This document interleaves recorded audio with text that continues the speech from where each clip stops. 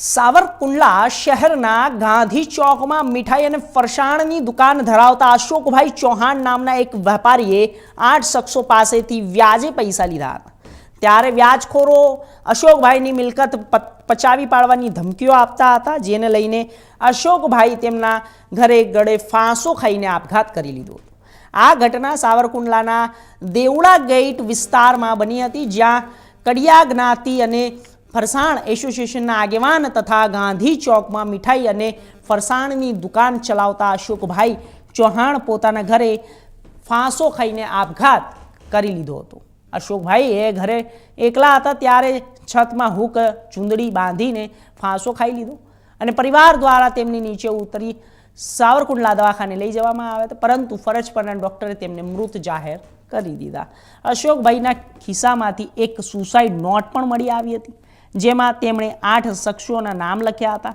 અશોકભાઈ આ 8 શખ્સો પાસેથી અલગ અલગ રૂપિયાની રકમ લીધી હતી। રૂપિયા 25 લાખ જેવી રકમનું મહિને 5 થી 10% વ્યાજખોરોને વસૂલતા હતા અને વ્યાજખોરો અશોકભાઈની મિલકત પચાવી પાડવા માટેની ધમકીઓ પણ આપતા હતા, જેને પગલે અશોકભાઈએ પોતાના ઘરમાં ચૂંદડો ખાઈને ગળે ફાંસો ખાઈને આત્મહત્યા કરી લીધી છે।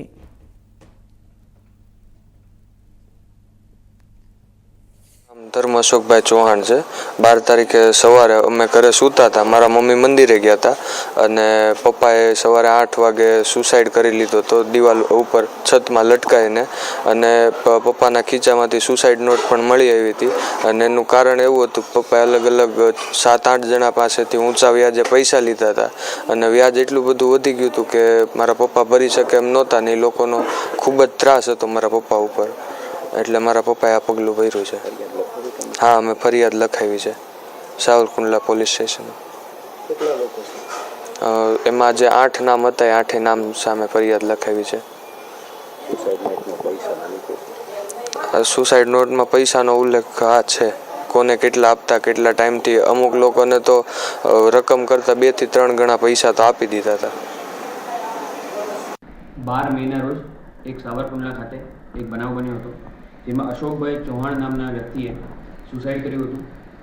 આ જે વ્યક્તિએ સુસાઇડ કર્યું તે પછી પોલીસ તપાસ હાથ ધરવામાં આવી હતી।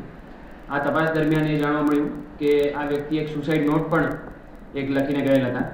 એ બાબતની ફરિયાદ અમે સાવરકુંડલા પોલીસ સ્ટેશન ખાતે એમના દીકરાએ એક ફરિયાદ નોંધાવેલી હતી। આ ફરિયાદ મુજબ આ જે મરણ જનાર ઇસમ છે અશોકભાઈ ચૌહાણ, તેમણે લગભગ 8 લોકો પાસેથી ઊંચા વ્યાજે અલગ અલગ સમયે પૈસા લીધેલા હતા અને આ 8 માણસો એમની પાસેથી પઠાણી ઉઘરાણી કરતા હતા, ઊંચું વ્યાજ લેતા હતા અને એ બાબતની ફરિયાદ અત્યારે સાવરકુંડલા ટાઉન પોલીસ સ્ટેશનમાં નોંધાયેલી છે। અત્યારે પોલીસ આમાં આગળની તપાસ કરી રહી છે। આ જે 8 આરોપીઓ છે જેમના વિરુદ્ધ ફરિયાદ નોંધાયેલી છે, એમના નામ છે: પહેલું બિપિનભાઈ ધીરુભાઈ શેલાર, બીજું ભાવેશભાઈ ગોલણભાઈ વિકમા, ત્રીજું મહેન્દ્રભાઈ નરોત્તમભાઈ નથવાણી, ચોથું નીરવભાઈ ખેરાજ, પાંચમું મુકેશભાઈ શિવલાલ ભાઈ નથવાણી, છઠ્ઠું જીતુભાઈ મનુભાઈ વાળા, સાતમું મનુભાઈ ભીમભાઈ વાળા અને આઠમું રઘુભાઈ કુમાર। અત્યારે પોલીસ આ બધા જ પુરાવા એકત્ર કરી રહી છે। અત્યારે અલગ અલગ FSLમાં મોકલવાની પણ પ્રક્રિયા ચાલુમાં છે અને ટૂંક જ સમયમાં બધા જ આરોપીઓને પકડી પાડવામાં આવશે। હાલ કેટલા આરોપી પોલીસ પકડી?